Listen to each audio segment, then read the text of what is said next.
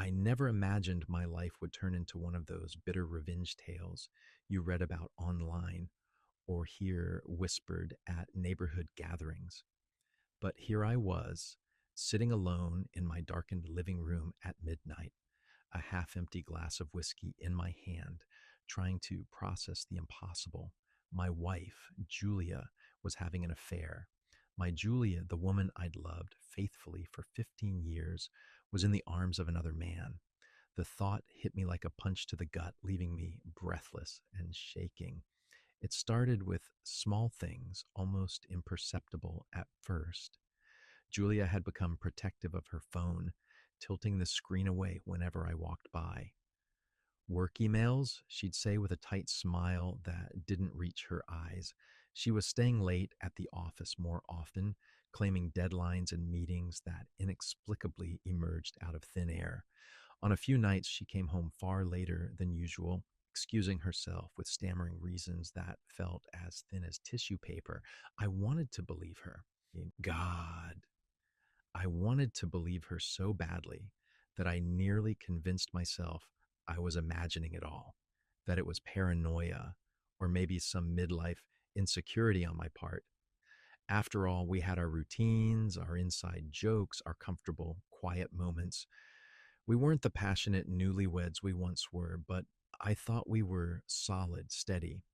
I never dreamed she'd seek something or someone outside our marriage. One Friday evening, fate decided to strip away my illusions. Julia told me she was meeting a client for dinner and might be late. Something in her voice, an undertone of nervousness, set off alarms in my head. Instead of drowning my doubts in another drink at home, I found myself doing something I'd never done before, following my own wife. I chuckled bitterly at the absurdity, a dark humor creeping in. Me, tailing my wife through downtown like a bargain bin private eye, half expecting a bad sitcom punchline to play out. But there was nothing funny about the adrenaline pounding in my veins as I trailed her car at a cautious distance. She didn't go to any restaurant. As I shadowed her sedan across town, I realized she was heading toward the interstate.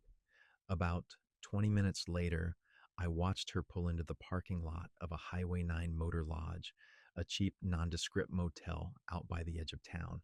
My heart thundered in my chest. Maybe it's innocent, I thought. Maybe a client really did need to meet out here at a motel. Out of town, the hopeful voices in my head sounded idiotic even to me. I parked across the street under the flickering and neon sign of a closed diner, lights off, and watched. A few minutes passed. Julia stepped out of her car, glancing around furtively. I slouched down, holding my breath. Another car pulled in two spaces away from hers. A man emerged, tall, wearing a leather jacket, the kind of confident swagger that turned my stomach on sight. He walked straight up to her. Even in the low amber glow of the parking lot lights, I recognized him, Marcus Talbot, one of her coworkers. I'd met him at a company Christmas party last year. He'd seemed perfectly pleasant at the time, if a bit too charming. My fists clenched on the steering wheel as I watched Marcus put a hand on the small of my wife's back in an all too familiar way. They disappeared into room 212, door shutting behind them. I just sat there, frozen. Part of me wanted to burst out of the car, charge over and pound on that door like a madman, or kick it down and confront them in a blaze of righteous fury. I could envision it, the shocked look on their faces, my voice roaring with all the betrayal and hurt inside me. It would have been satisfying, cathartic in the moment, but another part of me, cold and rational, held me back. If I confronted them now, what would it solve? I'd get the truth out in the open, yes. But then what? They'd deny, they'd spin lies, or worse, I might do something reckless that I couldn't take back. A mental image flashed unbidden, me standing over Marcus's bloodied body. I shook it away, horrified at myself. That wasn't who I was. I didn't want to become a monster in response to their betrayal. Instead, I reached into my pocket with trembling hands and pulled out my phone. I snapped a photo of Julia's car, parked next to Marcus's, zooming in to capture his license plate and her recognizable bumper sticker from our family trip to the Grand Canyon. It wasn't much, but it was something, evidence. My hands were shaking so badly I nearly dropped the phone. The whiskey in my stomach churned, threatening to come up. I swallowed hard, leaning my head back against the headrest. This is really happening, I thought. My wife is cheating on me right now in that room with him. I don't know how long I sat there in that dingy parking lot, my emotions swinging wildly between fury and despair. Minutes felt like hours.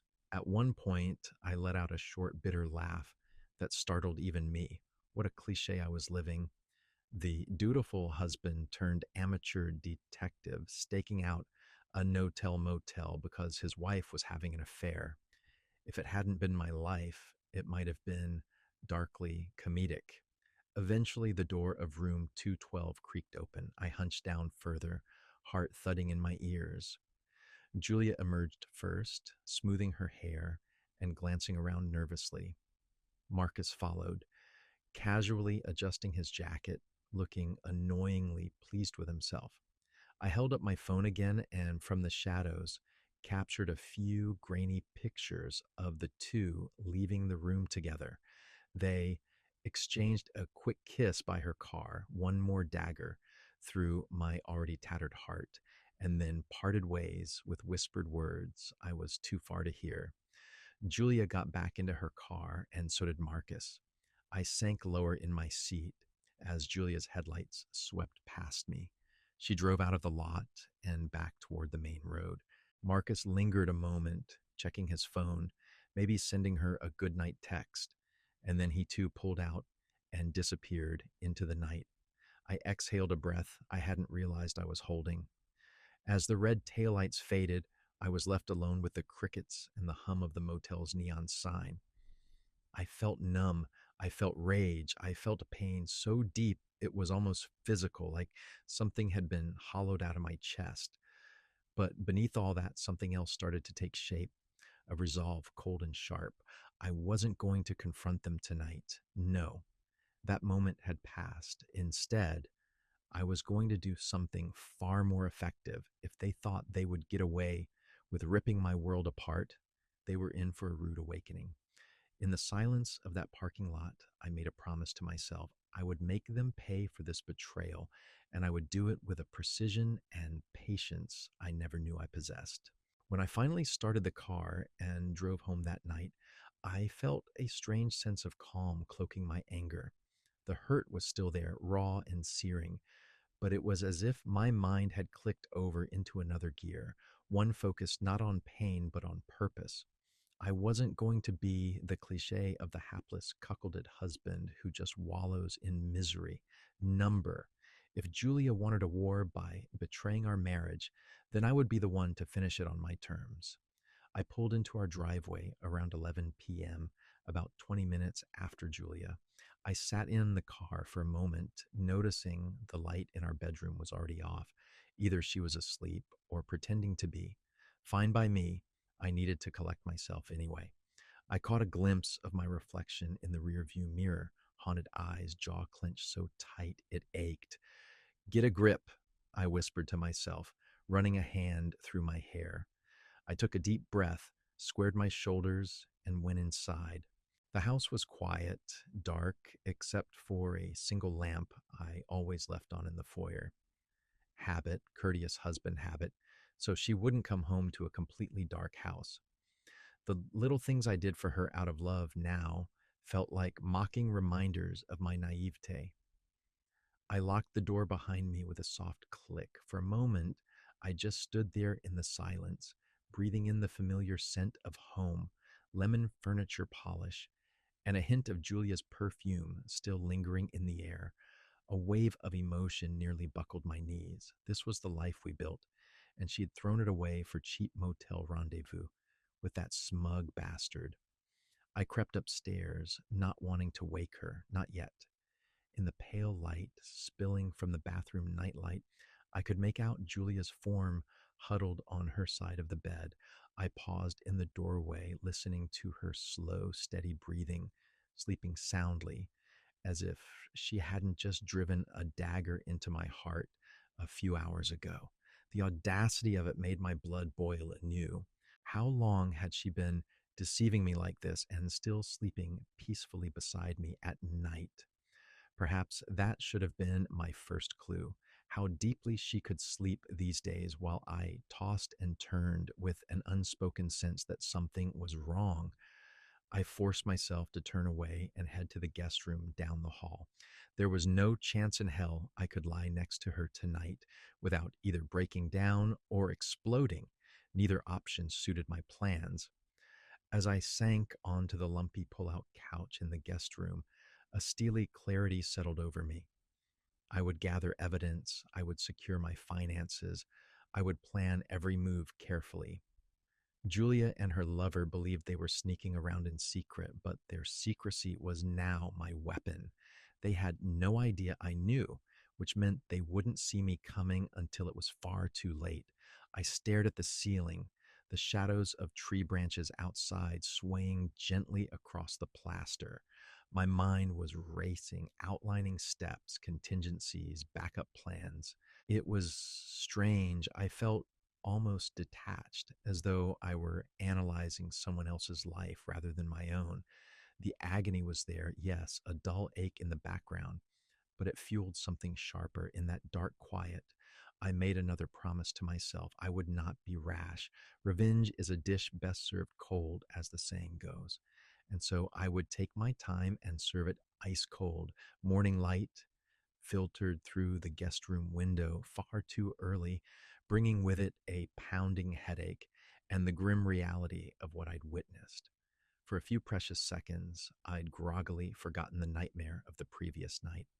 Then I heard Julia moving around in the kitchen, and it all came crashing back like a cruel wave. My wife cheating with Marcus.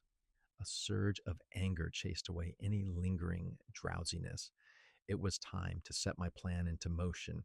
I freshened up and headed downstairs. Julia was at the stove, frying eggs and humming softly to herself. The normalcy of the scene almost made me laugh. She looked up and flashed me a smile that used to warm my heart. Now it just turned my stomach. "Hey, sleepyhead," she greeted. "I made your favorite, sunny side up. Want some coffee?" I forced myself to nod, muttering a thanks.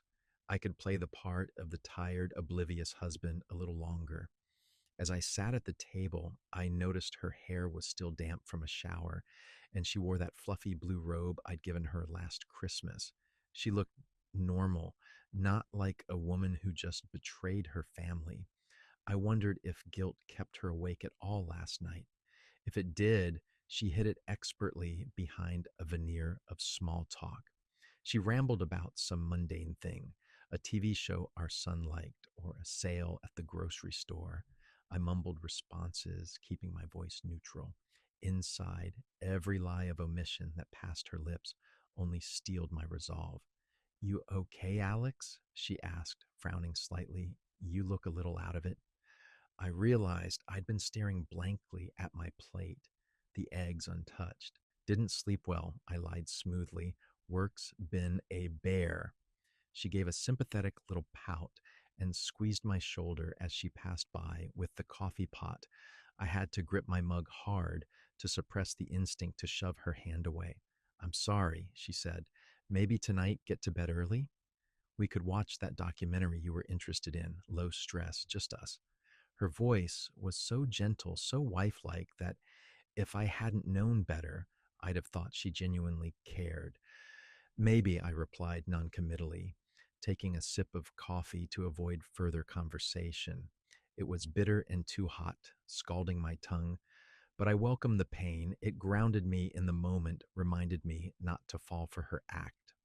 Soon enough, Julia gathered her purse and keys, saying she had to head to the office. "I'll be a bit late again, big project," she said with a straight face. There it was, another lie delivered so casually.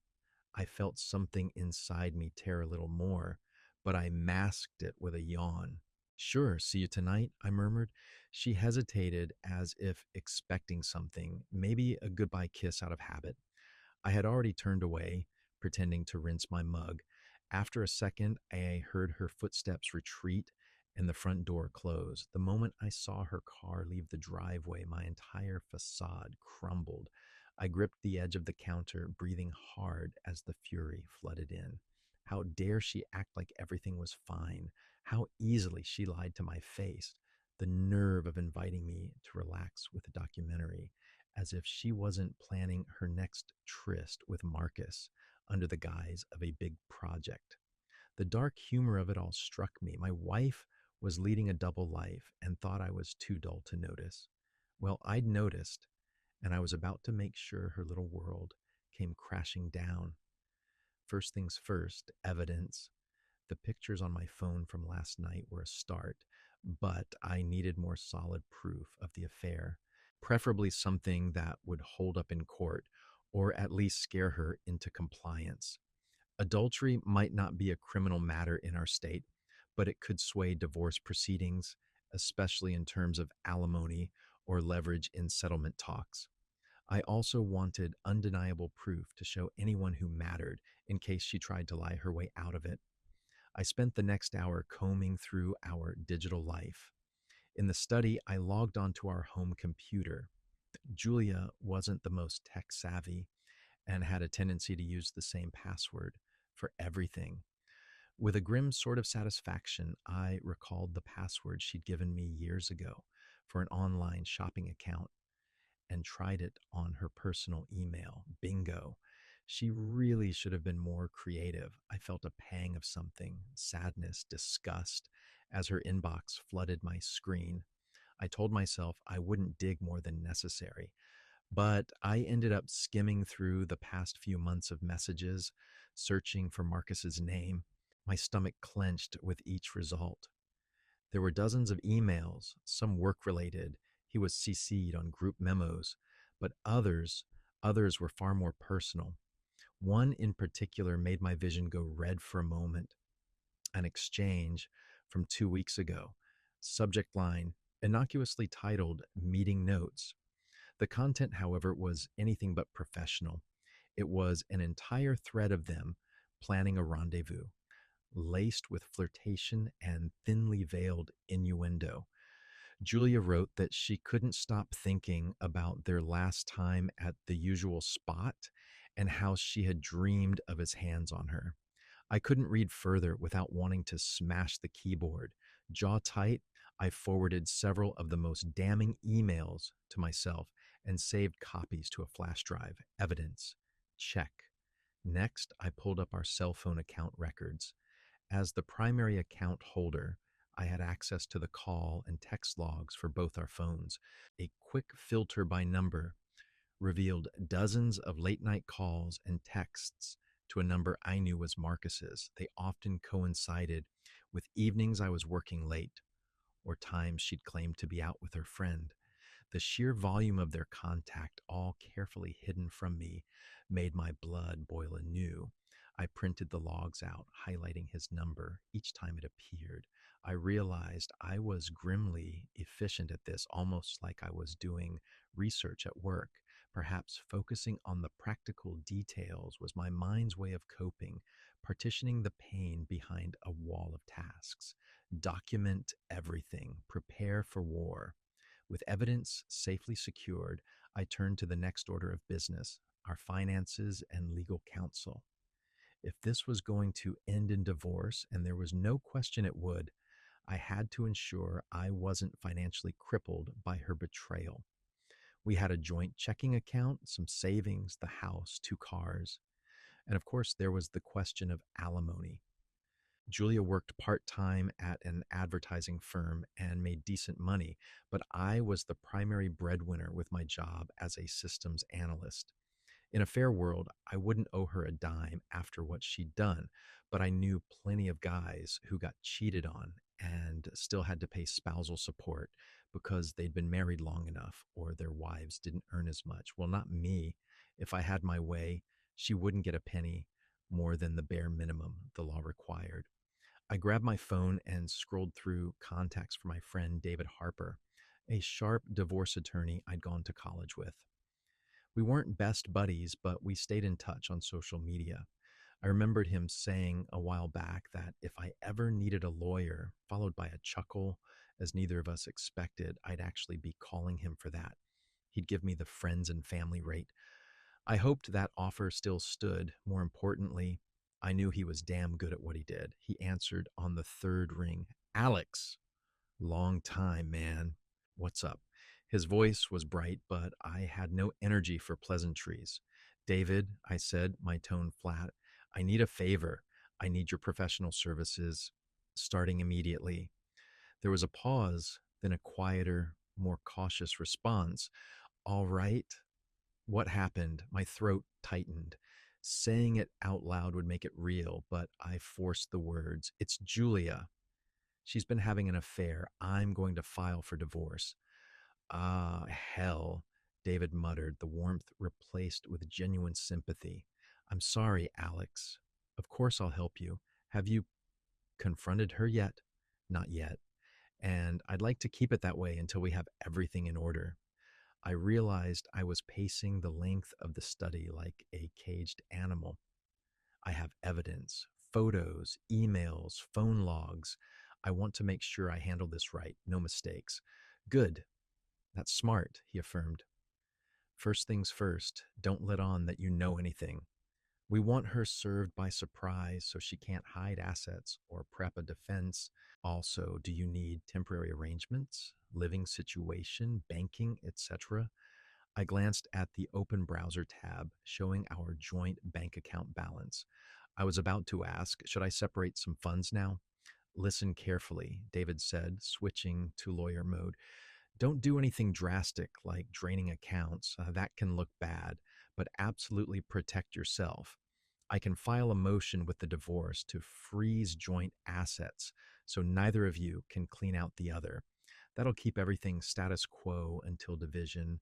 In the meantime, quietly open a new account in just your name if you haven't, and start depositing your paychecks there going forward. Ensure you have a credit card solely in your name too, so you'll have funds accessible when things kick off. I scribbled notes as he spoke. Got it. Next, about the house. Any kids still at home? He asked. My chest clenched. The kids. How was I going to tell them? Yes, I said slowly. Two, Brian is 19 in his second year at college, but he stays on campus and is home some weekends. And Melanie is 17, a high school senior living here with us. The thought of Melanie finding out what her mother did made me sick and immeasurably sad. She idolized her mom. This would shatter her. David sighed. I'm sorry, man. That complicates the emotions, though at least they're old enough to understand. Legally, Brian's an adult and Melanie's close. Probably no custody battle since Mel will be 18 soon. She can choose who to live with if it comes to that. I hadn't even considered custody yet. I was too focused on the act of betrayal itself. Right, I murmured. Anyway, about the house and support, if we go no fault, assets are typically split. But if we use adultery as cause, we might have leverage to negotiate a bit more favorable terms for you, especially to avoid a scandal. Is this something you want to play hardball on? Or would you prefer to keep it quiet for your kids' sake and just get it over with? He spoke frankly, and I appreciated it. I mulled it over. Part of me wanted to blow it all up publicly, but I also didn't want Melanie or Brian to be dragged through mud. Ideally, I'd like this done quickly and quietly, but on my terms, I said. I don't intend to let her off easy. She forfeited the right to an amicable split when she decided to cheat. But I also don't want a drawn out court fight that could hurt the kids more. So, what's the best approach? Here's what I suggest, David replied.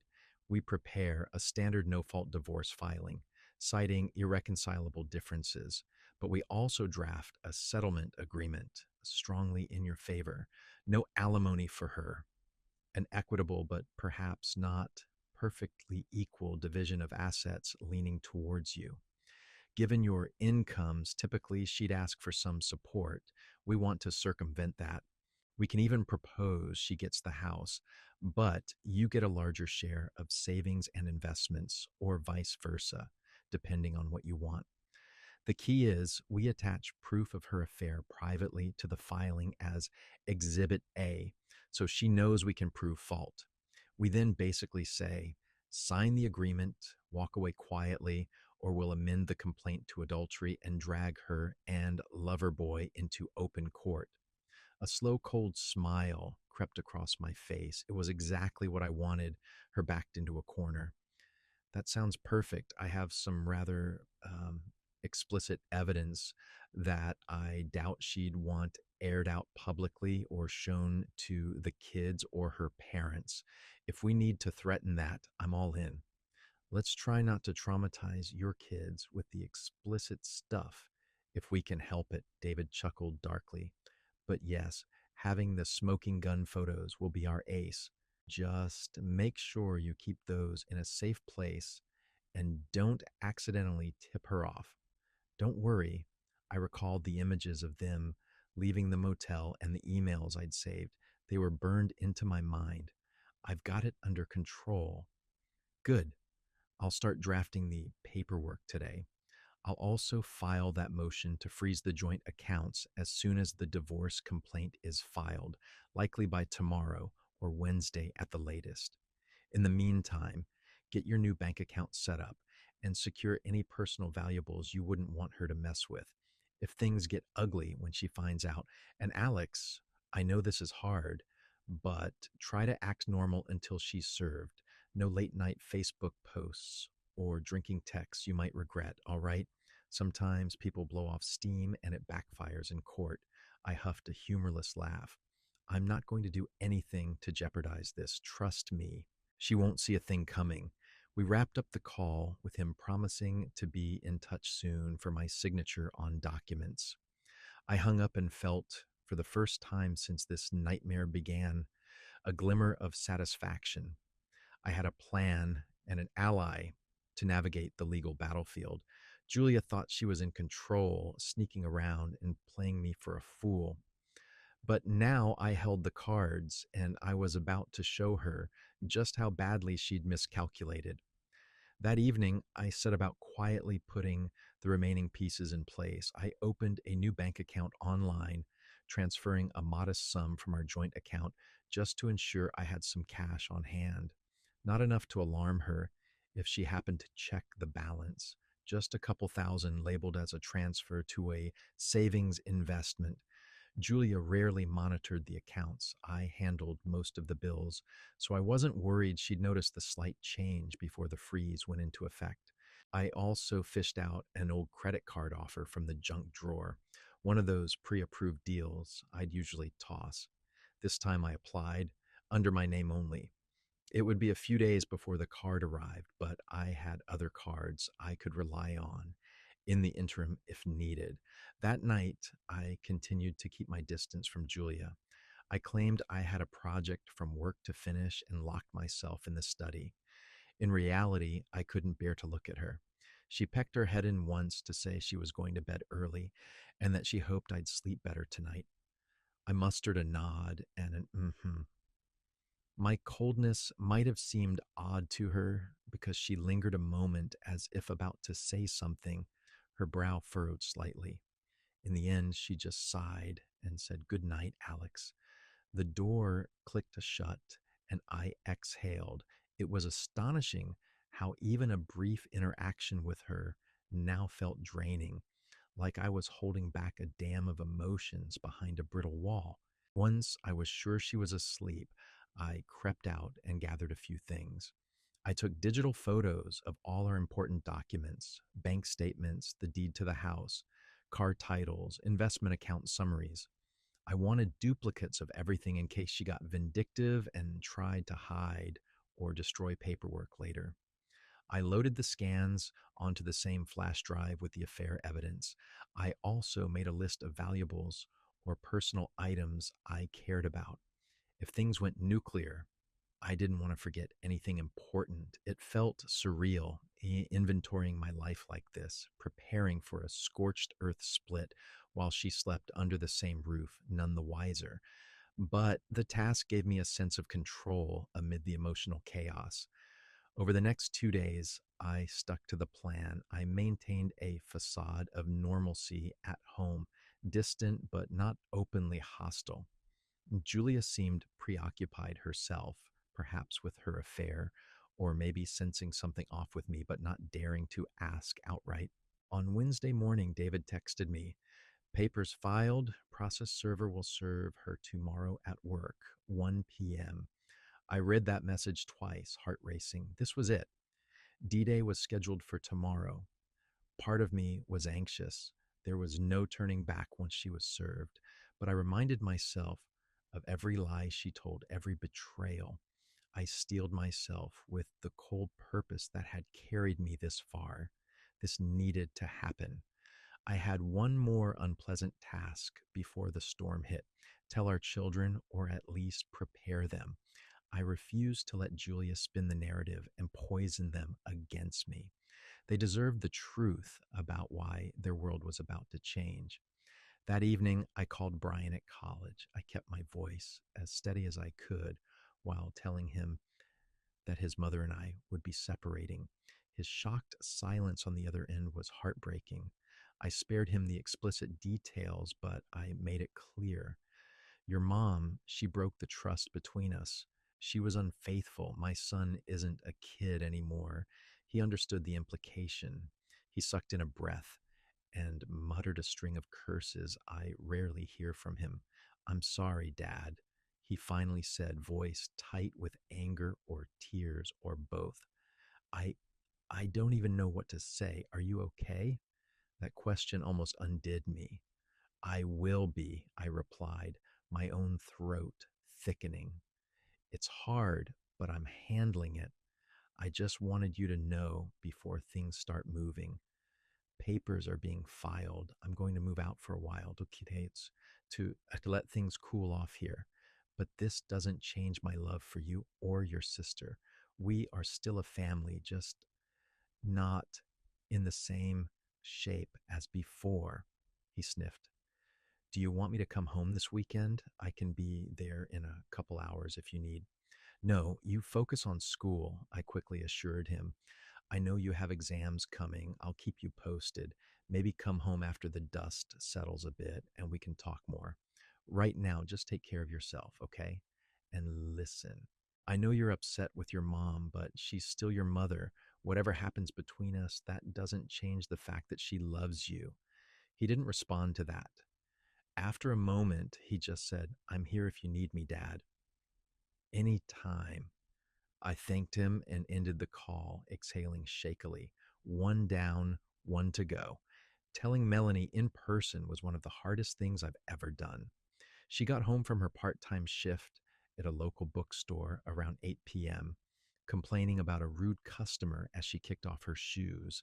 She paused when she saw me standing there in the living room, apparently reading my serious expression.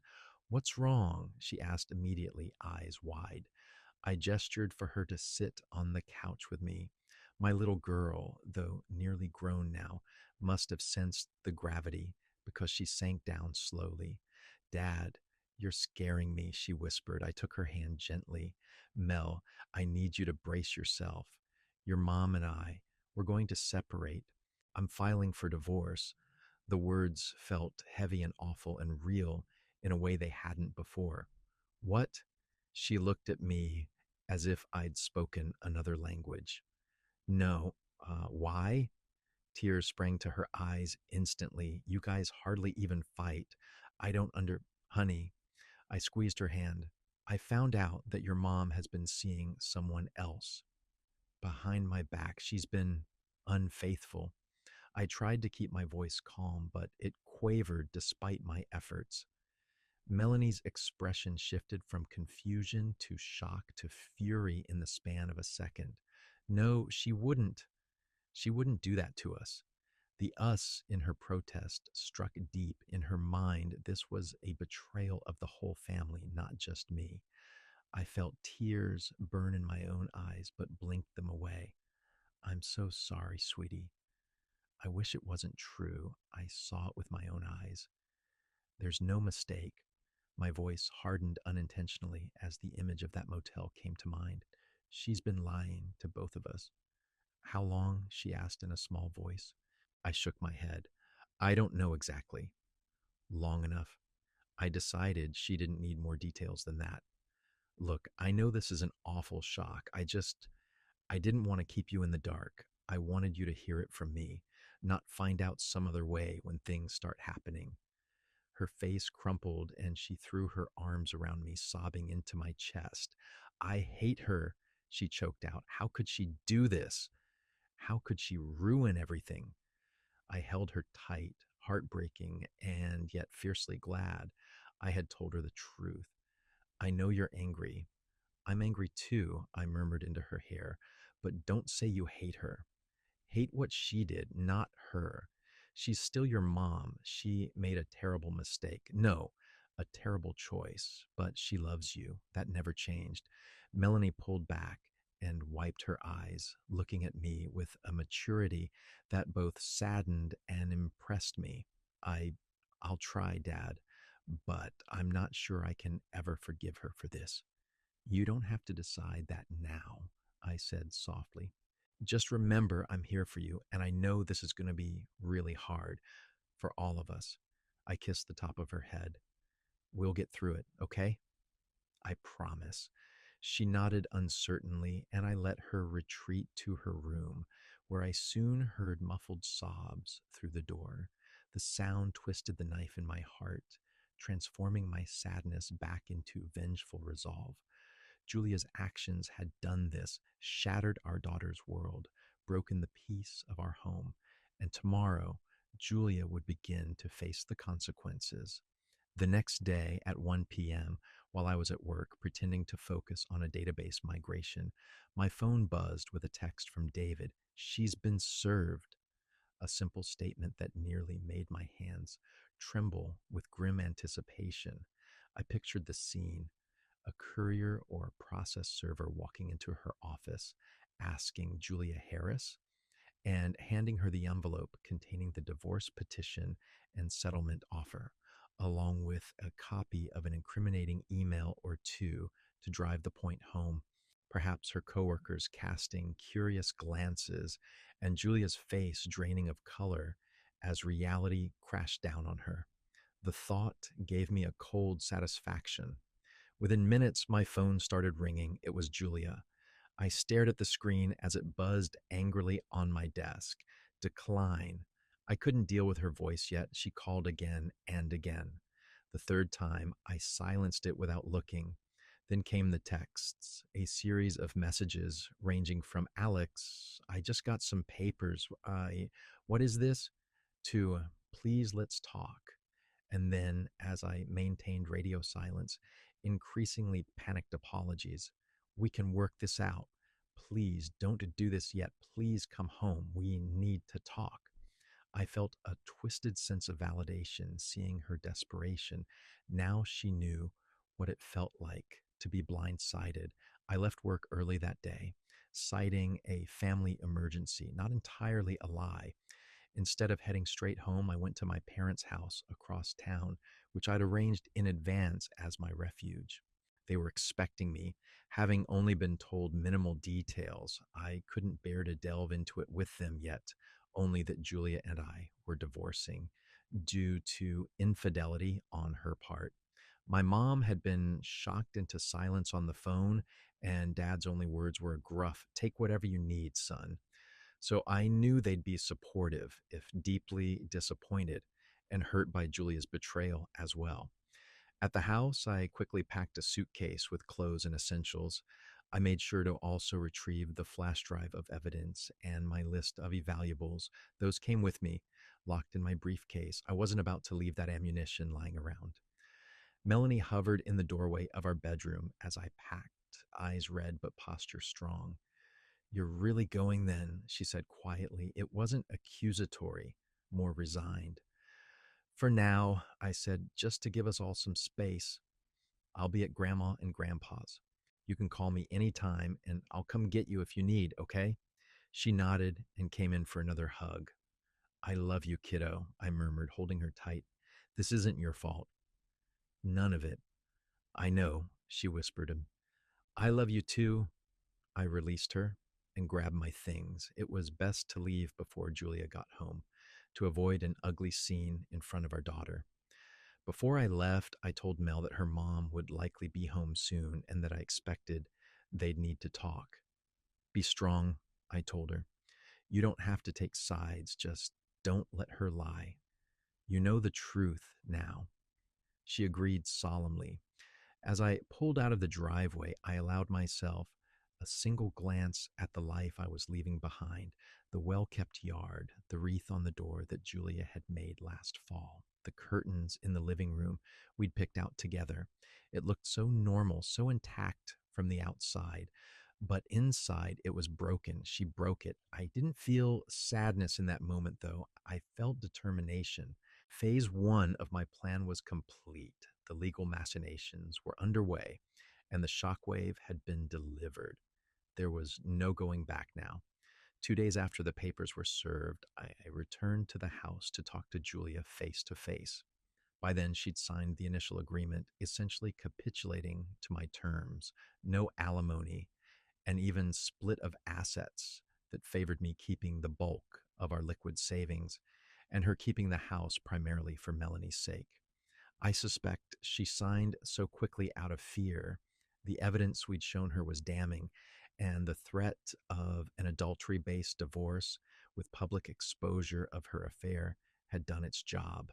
Still, she pleaded with David for a sit down meeting between us to explain herself, she said.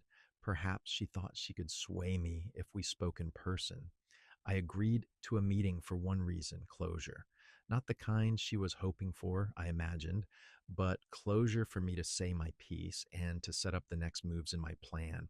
We chose Saturday afternoon at the house when Melanie would be out with friends. I encouraged Mel to go see a movie, giving her a gentle excuse that her mom and I needed to talk. I arrived to find Julia already there, sitting on the living room sofa, twisting her hands. She stood up when I walked in, eyes puffy and red. She looked as if she'd aged 10 years in a matter of days. I felt a grim satisfaction. Outwardly, I kept my face impassive. Alex, she began, voice trembling, thank you for coming. I said nothing at first, just set my coat aside and regarded her coldly. Finally, I replied, you wanted to talk. So, talk. Hearing the ice in my own tone, I almost didn't recognize myself. She flinched but nodded. I I know I hurt you. I know I destroyed your trust and broke our family, but I need you to know I am so deeply sorry. If I could take it back, I would. I crossed my arms. Sorry you got caught, maybe. No, Julia insisted, stepping closer. I fought the urge to step back from her. I'm sorry for all of it. It was a mistake, an awful, stupid mistake. I swear it didn't mean anything. I never meant to fall into. I never wanted to hurt you or the kids. I was selfish and foolish. Tears began spilling down her cheeks. Please, Alex, if you just give me a chance, I can make this right. We can try counseling or time apart. No, we've done that. I mean, I can earn your trust back somehow, I promise. Her words tumbled out desperately. I let her speak without interruption. It was almost fascinating to watch her scramble now, as if patching a dam after the flood had already washed away the town. When her words finally ran dry, I spoke quietly. Do you have any idea what you've done to us, to our family, to me? She looked down, sobbing softly. I know I've ruined everything, but I love you, Alex. I never stopped loving you, even when I. She choked, not finishing the sentence. I was stupid and looking for, I don't know, excitement, validation. None of it was worth it. I realize that now. You and our family are what matter. Please, I beg you, don't throw it all away without giving me a chance to fix it. A hollow laugh escaped me before I could stop it. I'm throwing it away? Julia, you set our marriage on fire, and now you're asking me to help put it out. You doused it in gasoline the moment you started sneaking around with Marcus. There's nothing left to save. My voice rose. Despite my intent to stay cool, years of hurt and betrayal poured out in a harsh torrent. Do you know what it was like for me, huh? The past few weeks, suspecting something, feeling like I was going crazy, trying to dismiss my own suspicions because I trusted you? Or how about sitting in a filthy motel parking lot, watching my wife walk out of a room with another man, his hands all over her? Do you know how disgusting and broken that made me feel? She stared at me, stricken. Clearly, she hadn't realized I'd actually witnessed her in the act. I, you, you followed me? She stammered. Damn right I did, I snapped. And it wasn't just a one time thing, was it? I grabbed a manila envelope I'd brought and tossed it on the coffee table between us.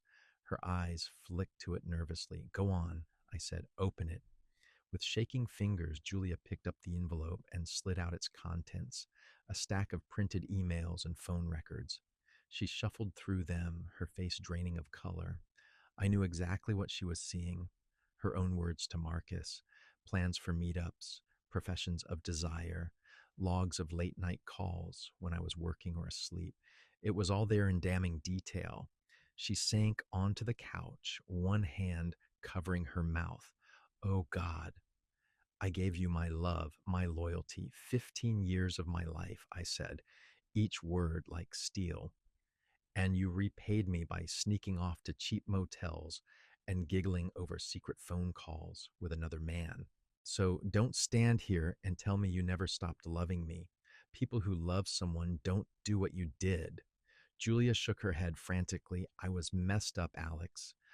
I felt like you'd been distant the past couple of years, especially after Brian went to college. I don't know. I was depressed about the kids growing up, about getting older. So that makes it okay to cheat, to lie to my face over and over. I cut in. We all have midlife crises or doubts or whatever. You talk to your spouse. You don't run off with the first sleazy opportunity that comes along. Or was Marcus really that irresistible? Did you plan to leave me for him? Was this some grand love affair or just you needing a thrill? My tone was scathing, but I genuinely wanted to know what the hell she'd been thinking. She gulped, wiping her nose with a tissue. It wasn't a grand love affair, I swear. It it just happened, and once it started, I didn't know how to stop. I was selfish, and it felt good to be wanted, to feel excited again. Marcus made me feel young in a way I hadn't in a long time, but I see now it was all fake and fleeting. You asked if it was worth it. She let out a broken sob. No, none of it was worth what I've lost. He meant nothing compared to you and the kids. If I could go back and erase it, I would. For a brief moment, I saw raw truth in her eyes, regret, shame, genuine anguish. It might have moved me once, not now. I was about to respond when her expression shifted to one of panic. Melanie, does she know? Julia asked in a small voice. Is that why she wouldn't speak to me the last 2 days? I felt a cruel smile tug at my lips. Yes, I told both of our children the truth. I refuse to let you hide behind lies or some sanitized version of events. They know you cheated on me, on us. Julia let out a wail and doubled over as if I'd punched her in the gut. No. Oh, God, Alex, how could you? How could I? I shot back. How could you? Maybe you should have thought about the kids before you hopped into bed with another man. Did you think of them while you were sneaking around? Did you consider what would happen to our family? I was nearly shouting now. I forced myself to take a breath and lower my voice. I told them the truth because I won't lie to them. I won't let them think this was some mutual decision or that I abandoned them. They deserve to know why their family is falling apart because their mother broke it. She rocked in place, tears streaming. My babies, what must they think of me? They hate me, don't they? She looked up at me, eyes pleading for denial. I gave none. Melanie was devastated. She looks at you now and sees someone she doesn't even recognize. Brian. He's furious, more than I've ever heard him. You've hurt them deeply. It will take a long time for them to even begin to forgive you, if ever. That's something you should have considered. Each word landed like a lash. Julia nodded miserably, whispering, I know. You're right. I deserve all of it. For a few minutes, the only sound was her quiet sobbing. I stood apart, arms still crossed, unwilling to offer the slightest comfort. This was part of her punishment, to face the pain she caused. Eventually, she drew a shaky breath and spoke. What what can I do? I'll do anything. I'll sign whatever agreements. I'll leave if you want me to. Just please, Alex, is there any chance, any at all, that after some time you might forgive me, even if you won't take me back? I don't want to lose you completely. Maybe someday we could be friends or at least civil. The hope in her voice was faint but desperate. This was the moment to plant the seed of false hope. I let my expression soften just a fraction, dropping my arms to my sides. Forgiveness, I echoed, then sighed as if conflicted. Julia, I honestly don't know. Right now, it's too raw. I can't imagine ever trusting you again, but I won't say it's absolutely impossible that with a lot of time and proof of change, maybe I could eventually forgive the fact of it. I made sure to emphasize forgiveness as a distant theoretical possibility, but that doesn't mean things would ever go back to how they were. I'll never be your husband again. That part of us is over. She nodded rapidly, clinging to the one sliver I gave. I understand. I know I have no right to expect anything. Just hearing that you might not hate me forever, that means something. She wiped her eyes. I promise I will prove myself, even if it's just to be a better mother to our kids. I'll accept the divorce, no contest. And I won't fight you on anything, Alex. It's the least I can do. Her compliance was expected since she'd signed, but hearing it reaffirmed was satisfying. I gave a curt nod. Good. The papers will go to the judge soon. We have to wait the mandatory period, but everything's in motion. In a couple months, it'll be finalized. I'll be out of your life, except for where we need to coordinate about the kids. I paused, then added, I'm glad you won't fight. It will spare everyone more pain. She opened her mouth, hesitated, then asked softly, Have you told a lot of people? I mean, about what I did, there it was, her fear for her reputation, her standing among friends or at work. I had told no one but the kids and my parents, and David, of course. But I shrugged non committally. I haven't broadcast anything, if that's what you're asking. I'm not posting it on Facebook, and I didn't march into your office to announce why I'm divorcing you. But I also won't lie if someone asks me straight out. I'm done protecting your image. She flushed with shame. I understand. She probably hoped I'd keep it private. I almost smiled, knowing that privacy would be short lived when I reached the next phase of my plan. But for now, I let her think this would remain relatively quiet. One more thing, I said. Is it over with Marcus? Julia looked momentarily surprised, then almost disgusted at the mention of his name. Yes, I swear it. I cut it off completely. I told him never to contact me again, not that. He has tried much since. She looked down. After you found out, he panicked. I think he's afraid you'll go after him next, or tell his wife. She glanced up at me, eyes questioning. Interesting. So Marcus was married after all. I'd suspected as much from the band I'd noticed on his finger at the Christmas party, but it was good to have confirmation. Maybe he should be afraid, I said evenly, but that's his problem. Our business is between us for now. She swallowed. He wanted me to keep things quiet too. He was mainly concerned about his own marriage and his job. She trailed off, realizing this line of talk probably only made her look worse. Anyway, it's done. I regret it more than anything. I blocked him on everything. He could fall off the face of the earth, and I wouldn't care. I didn't fully believe that. She was likely parroting what she thought I wanted to hear, but it didn't matter. Either way, her affair was effectively ended, whether by her choice or his cowardice. Marcus had apparently decided to save his own skin, leaving Julia to deal with the fallout alone. How fitting. I filed that away, already planning how I might use that information soon. I sighed, pretending to be weary of all this. Truthfully, I was, but not done yet. All right, I think we've said what needed saying, unless there's something else. She looked like she wanted to reach out, but stopped herself. Just, I'm so sorry, Alex, she whispered again. I'll spend the rest of my life being sorry. I hope one day you believe that. I didn't respond to the plea. I simply gathered the papers I'd shown her back into the envelope. No need to leave extra copies in her hands. Then I walked to the door. As I opened it to depart, I heard her voice, small and broken, goodbye. It wasn't just a parting word. It sounded like goodbye to everything, our marriage, our life together, the man she once knew me to be. I paused only a second, then stepped out without looking back, shutting the door behind me on her soft sobs. In the weeks that followed, I maintained a cool distance. I communicated with Julia only via brief emails or texts about necessary matters, mostly arrangements for Melanie or dividing up household stuff. I made sure to be polite, even courteous, as if we were no more than casual acquaintances. This was another tactic.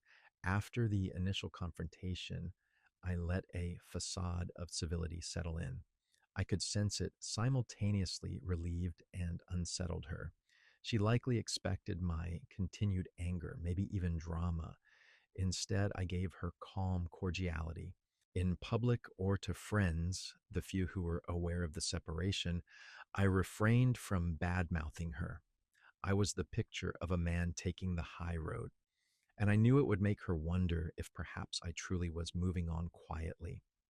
Meanwhile, behind that calm exterior, I was busy laying the groundwork for the final phase of my vengeance. The divorce was on track to be finalized in about 60 days from filing per state law. I was content to wait, after all. Patience was my weapon now. In that time, I gathered more intel on Marcus. He had indeed gone to ground.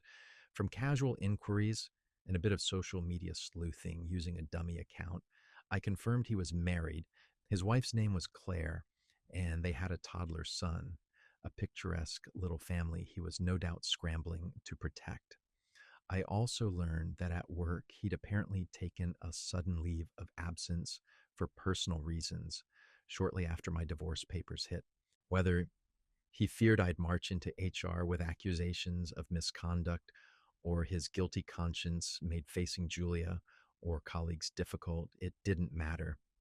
The key was Marcus was running scared and trying to lay low. Good.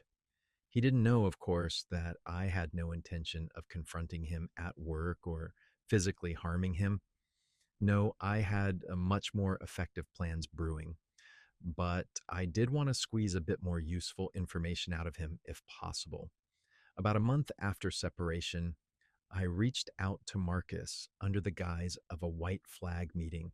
I got his personal cell from one of the phone bill logs and sent a simple text. This is Alex, Julia's husband. I think it's time we talked. It took a day for him to reply.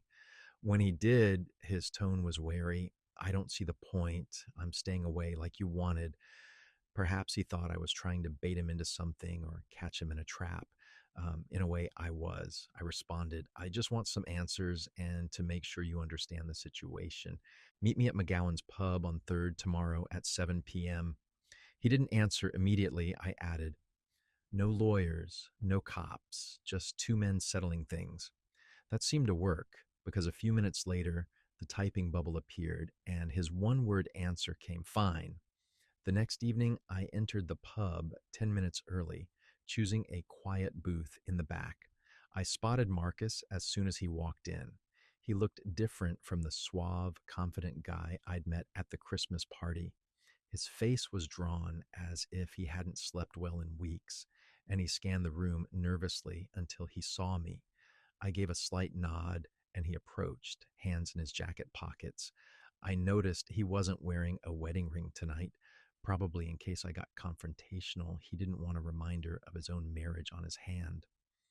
Thanks for coming, I said evenly as he slid into the booth across from me. He looked wary, but also a bit relieved that I hadn't greeted him with a punch. I'm not sure why I'm here, he said quietly. What do you want, Alex? Up close, I could see sweat on his brow. He was scared. Good. I leaned forward. I want to understand some things. Humor me, Marcus. My marriage is in tatters, my family broken, and you're one of the people responsible. The least you can do is answer some questions so I can make sense of it. I kept my voice calm, almost conversational. He swallowed and nodded. All right, I guess that's fair. I started with the question burning in my mind. How long were you and Julia involved? He rubbed a hand over his face. About 6 months, he muttered. It wasn't constant. It started at that conference last spring, one night of stupidity. We both regretted it after, or said we did. But then a few weeks later, it started up again, off and on since then, 6 months. I felt a white hot flash of anger, realizing the depth of her deception, but I forced myself to remain composed. Why?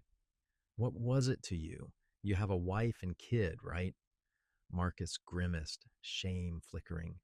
Yeah, I I love my wife, but things have been rough. We have a young kid. My wife was exhausted all the time. Our marriage took a back seat. It's not an excuse, but that's the truth. Julia and I just clicked at work. We talked, one thing led to another. It was never supposed to be serious. I never wanted to leave my family or have her leave hers. It was just, he trailed off, searching for the word. Just sex, I finished for him flatly. He winced. I cared about her, I guess.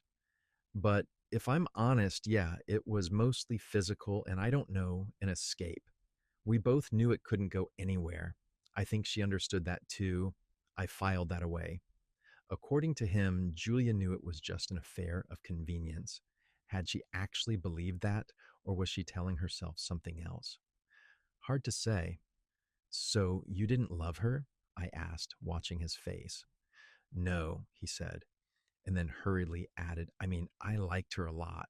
She's a great woman in many ways, but love, number. I love my wife. As messed up as that sounds, it's true. I never wanted to hurt anyone. I'm sorry it blew up like this. I'm sorry I hurt your family. I listened to his apology, such as it was, feeling oddly detached. It was almost anticlimactic to hear him confirm that the affair was shallow. Part of me had already assumed that, but hearing it still triggered a mix of satisfaction and sadness. Satisfaction because it meant Julia had thrown away our marriage for nothing but a cheap thrill. Sadness because it underscored just how meaningless our life together had become to her in those moments. If you're hoping for forgiveness, I don't have it for you, I said calmly, but I do want you to know what's coming. I kept things quiet so far. No one from your job has heard from me. And as far as I know, your wife doesn't either. Yet. His eyes widened. Alex, please. I know I've got no right to ask favors, but if you tell my wife, it will destroy my family, my little boy.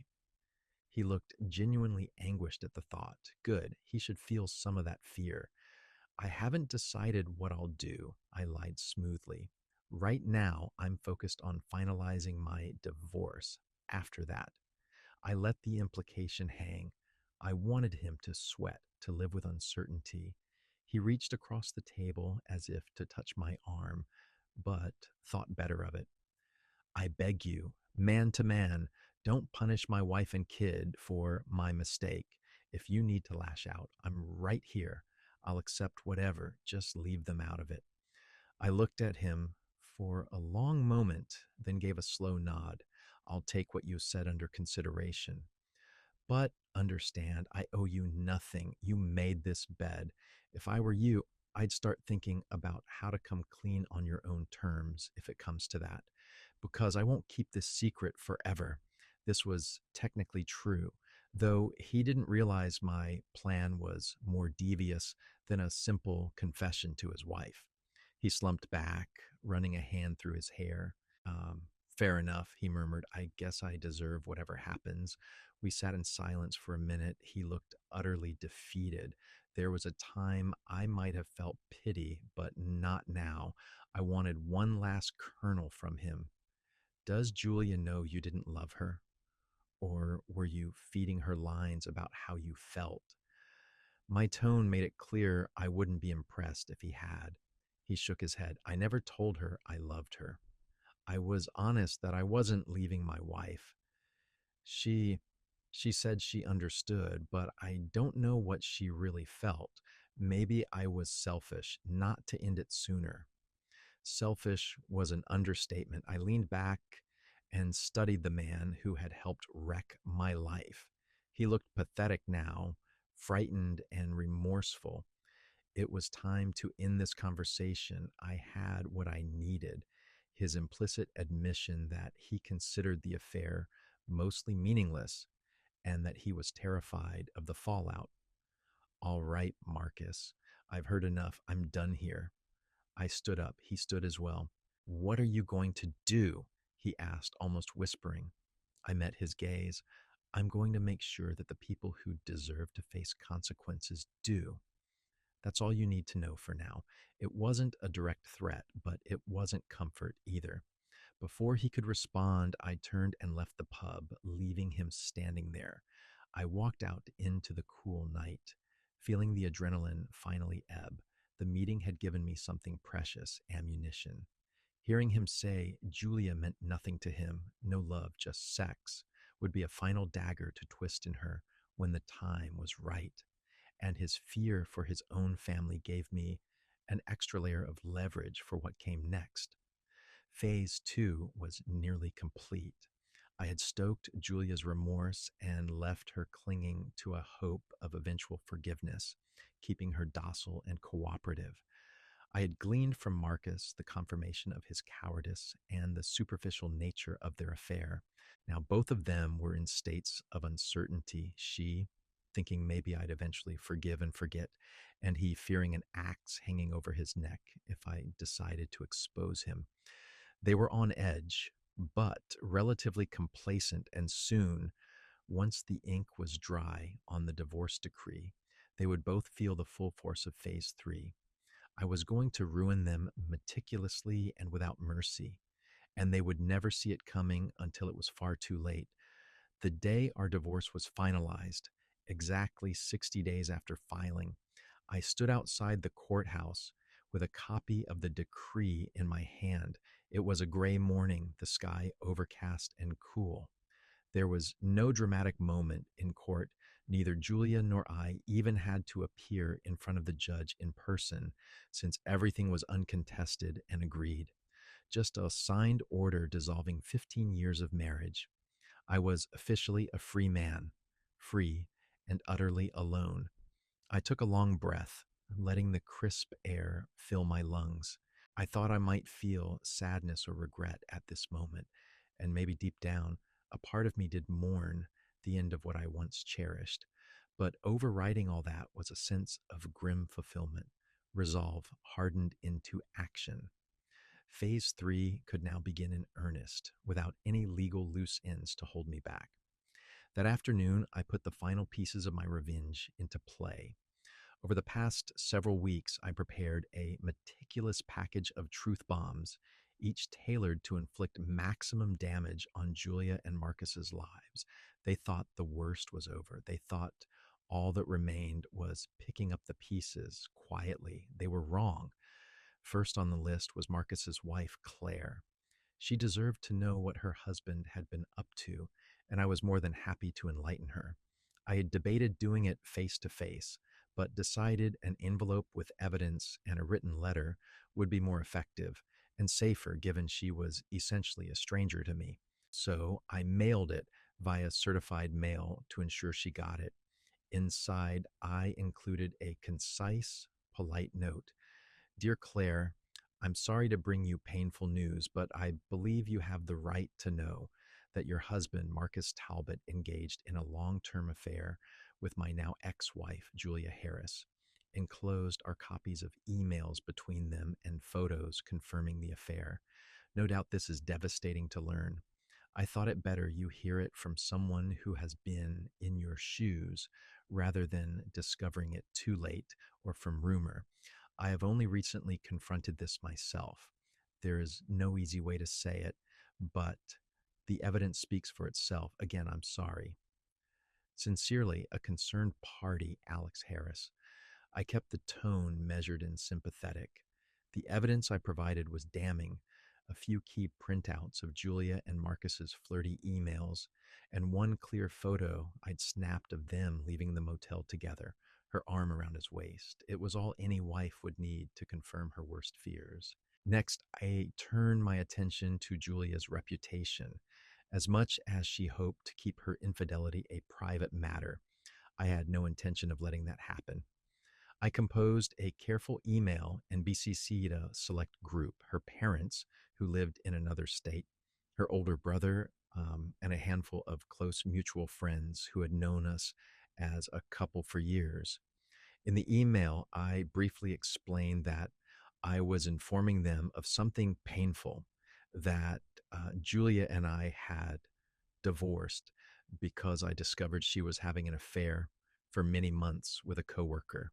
I expressed that I was saddened to share this news, but I felt they should know the truth rather than any sugar coated story. I was matter of fact, not vindictive in wording, letting the facts themselves do the damage. I hit send and imagined the ripple effect. Her phone would soon light up with shocked calls from family and friends offering disappointment or support or both. Julia had always been the golden girl in her family. This would no doubt tarnish that shine dramatically. I didn't stop at just those close circles. There was also the matter of her workplace. Given that her affair was with a colleague and one who had managerial responsibilities, it was likely a violation of company policy. At the very least, it was a juicy piece of gossip that could obliterate her professional standing.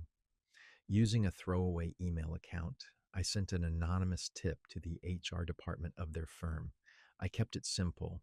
I informed them that two of their employees, naming Julia and Marcus, had carried on an inappropriate relationship, partly on company time. I cited a specific date and time from one of the emails, which corresponded to a weekday afternoon. I suggested they might want to review that incident. I knew Marcus had already taken a leave, possibly to dodge scrutiny, but now HR would have concrete reason to investigate. Even if neither of them remained there, I suspected Marcus might quietly resign to avoid humiliation. The knowledge would follow them in the industry. Word travels fast about these things in professional circle, especially in their field. A quiet reference check or a bit of gossip, and soon they'd both be labeled as that cheating pair wherever they went next. Finally, I decided on one more move for good measure: a public airing of the truth in a way that would ensure no alternative narratives could take hold. I didn't want Julia spinning some story about us growing apart to mutual acquaintances or extended family. So I crafted a short pointed post on social media, nothing overly salacious, but enough to get tongues wagging. I wrote on my profile, keeping the audience to friends and acquaintances, not fully public. Today, I closed the chapter on a marriage broken by betrayal. It's a hard thing when the person you trust most is unfaithful. I'm grateful for the support of friends and family these past months, onward and upward. I didn't name her or Marcus, but the implication was crystal clear to anyone who knew us. It was a tactical strike Within an hour, I got a flurry of concerned comments and private messages. I kept my responses polite and somewhat sad, neither confirming more details nor hiding that Julia's infidelity was the cause. By evening, I was certain that the majority of our social circle had heard the news through the grapevine. The results of these actions cascaded in quickly, like a series of detonations I'd set on a timer, all going off one by one. That evening, my phone rang repeatedly. This time I answered because I knew the storm was truly upon them. The first call was from an unknown number, and I almost didn't pick up, but curiosity got the better of me. Hello, is this Alex? A woman's voice asked, strained and trembling. Yes, who's calling? I knew, though, even before she introduced herself. This is Claire Talbot, Marcus's wife. She sounded on the verge of tears. I got your package. Is it true? Did they really? She couldn't even finish the sentence. I closed my eyes for a moment, imagining her face as she looked through those printouts, made my heart heavy. I might have been seeking revenge, but I didn't relish hurting an innocent party. I'm afraid it's true, I said quietly. I wish it weren't. I'm sorry. She let out a shuddering breath. Thank you for telling me. I had my suspicions, but I never. Her tone hardened slightly. He told me he was just stressed from work. That lying bastard. I heard a toddler crying in the background and Claire muffling the phone to speak to the child briefly. When she returned, her voice was flat. I'm kicking him out tonight and I'll be calling a lawyer tomorrow. I didn't doubt her resolve. If you need anything, a statement from me or the original files for evidence, I'll provide them, I offered. It was the least I could do. We betrayed spouses, had to look out for each other, I supposed. Appreciated, she replied shortly, then unexpectedly. How are you doing? The simple empathy in that question nearly made me choke up. I've been better, I admitted, but I'll survive. We both will. She exhaled, and I realized she was likely nodding.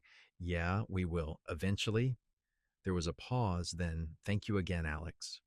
This was horrible, but necessary. I won't forget it. With that, she hung up. I stood there for a moment, phone still in hand, one life ruined. Check. Marcus would be coming home to a firestorm if he dared go home at all. I'd have paid good money to be a fly on the wall for that confrontation, but knowing it was happening was enough. The next call was from a number I recognized, Julia's parents' home. I braced myself and answered, hello, Alex? It's Carol. Carol is Julia's mother, a typically sweet woman who'd always adored me as a son in law. Right now, her voice was cold and quavering. We got your email. Is it really true? The hurt in her voice was palpable. Yes, Carol, I'm so sorry you had to find out this way. I did feel a pang of guilt. They were elderly and didn't need this stress. But I reminded myself that it was their daughter who had created the situation. I thought you should know the truth.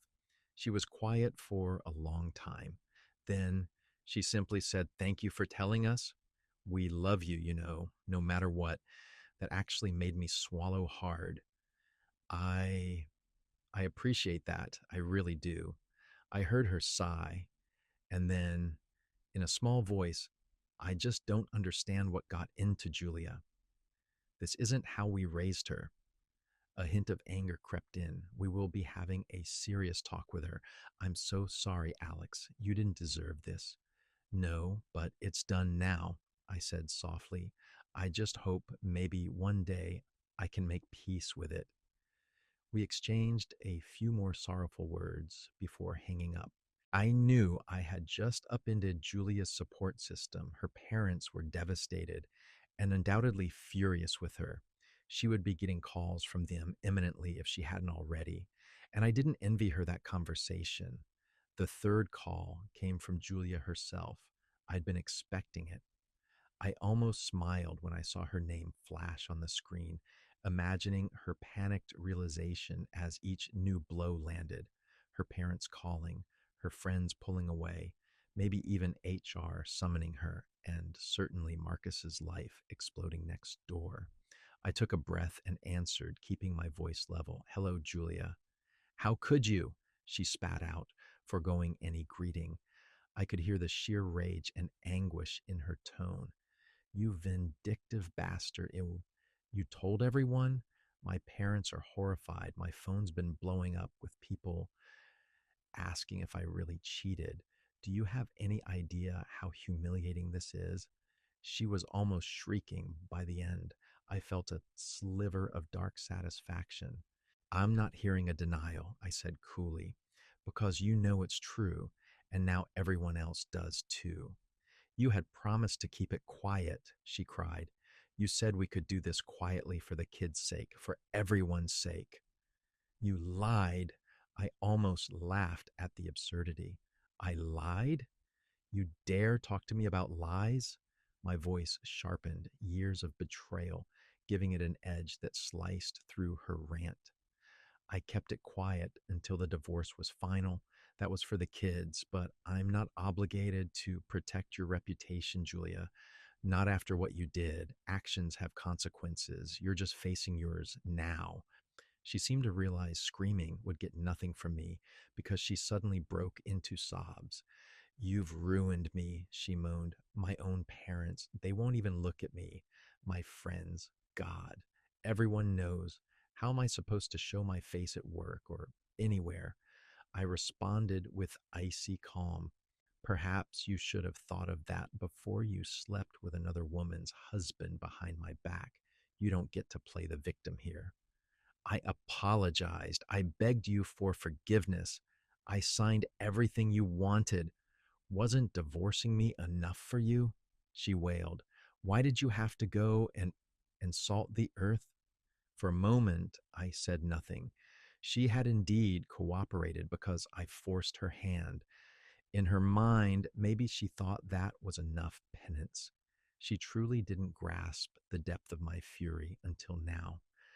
You took everything from me when you broke your vows, I said quietly, so I took everything from you in return. She just sobbed on the line. I think part of her still couldn't truly believe I would carry out such a thorough vengeance. Perhaps the man she knew me as would not have, but that man was destroyed the moment she chose infidelity. I decided to deliver one final twist of the knife. By the way, I had a little chat with Marcus not long ago, I said, keeping my tone almost conversational. Her sobbing hitched, and I pressed on. He told me something interesting that you meant nothing to him. It was just sex and escape for him, a little thrill on the side. He never loved you, Julia. In fact, he's desperately in love with his wife and is begging me not to tell her. I chuckled darkly. Bit late for that though, because as we speak, I'm pretty sure Claire knows everything. Julia's breath caught, turning into a strangled gasp. No, no, please, and she began, but I cut her off mercilessly. Yes, Marcus is going to lose his family too. Did you think I would let him off? You both made this bed. Now you both get to lie in its ashes. My words were ice. There was silence except for her ragged breathing. Finally, she whispered, I can't believe you. I never thought you could be this cruel. I felt a flicker of something like pride at that. Then you never really knew me at all, I replied. And I clearly never knew you if I thought you'd never do what you did. So I guess we're even in that sense. Alex, she pleaded one last time, voice barely audible. I have nothing left. Please, let's stop. In the background, I could hear another voice, Melanie sounding alarmed, asking her mom what was wrong. It sounded like my daughter had just walked into the tail end of this meltdown. It was time to end the call. Goodbye, Julia, I said firmly. I hope it was worth it. Then I hung up, letting out a long, shuddering breath. I realized my hands were trembling. The adrenaline of executing such cold retribution was wearing off, leaving behind a hollow space. I looked around the small apartment I now called home, neat, modest, quiet. On the table was the divorce decree and an open bottle of whiskey. I poured myself a measure and sat in the silence, replaying Julia's broken words in my head, the shock and despair of Marcus's wife, the pain in her mother's voice. I'd done that. I had achieved exactly what I set out to do, ruined the two people who ruined me. I raised my glass and took a slow sip, the liquor burning warm down my throat. Was I happy now? It was a question I'd likely wrestle with for a long time. In that moment, I mostly felt satisfied, the sort of grim satisfaction a general might feel after winning a brutal campaign. Victorious, but at a great cost. There was no joy in it, not really, just the quiet assurance that balance had been restored in some dark karmic ledger. Outside the window, the clouds had started to break, late afternoon sun piercing through in scattered rays. In a few hours, I'd pick up Melanie from a friend's house. She was staying with me for the weekend. My kids were the one thing I hadn't lost, and for their sake, I would carry on and heal as best as I could.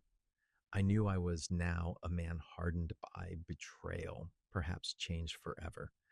Trust would come slowly, if ever, and well, love was off the table for the foreseeable future. I'd remain solo, and that was fine by me. Better to be alone than to be made a fool again. As I sat there in the waning golden light, I found myself recalling that old saying, revenge is a dish best served cold. The man I was before might have scoffed at the idea of actually living by that creed, but the man I had become understood it intimately. I had served my revenge ice cold, methodically, and without remorse. And as I finished my drink, I realized I felt a strange sense of peace. The dark chapter was finally over. Their lives lay in ruins of their own making, and I, though scarred and weary, was still standing alone but unbroken.